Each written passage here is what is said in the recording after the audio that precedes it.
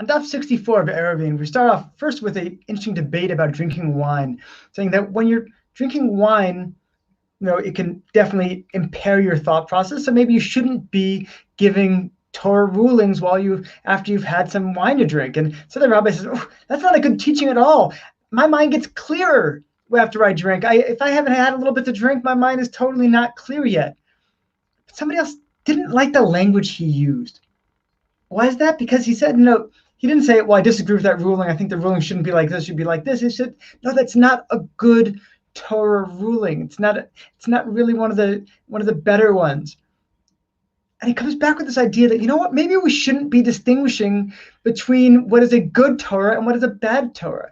He says that's not how we look at Torah. We don't want to be saying, this is a geschmack Torah, this is a great teaching, which we tend to do. What does that imply? It implies that some parts of the Torah are great and beautiful, and some parts are just okay, nothing special, really. And so if we're going to hold the Torah as this idea, as this thing that is so incredible, so lofty, then you know what? It's probably beyond our abilities to say, no, this is a good part, this is a bad part. That's very much going into the place of judgment. And so we should never be dividing between them and saying, this is a good Torah, this is a bad Torah. And even if we just say the half of it, oh, this is a great Torah, what are we implying? We're implying that parts of it have value and other parts have less so.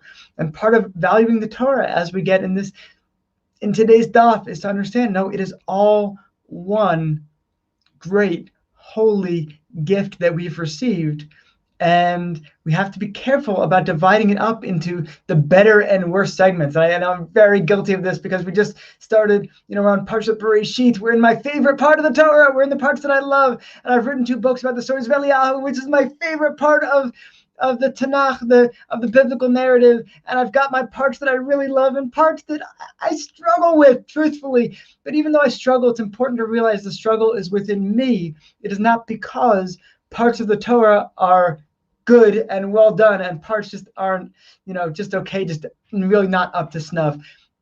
That is a judgment about Torah, which we don't make, but a judgment of me. Oh, here's something that I really resonate with. Okay, that I think is okay.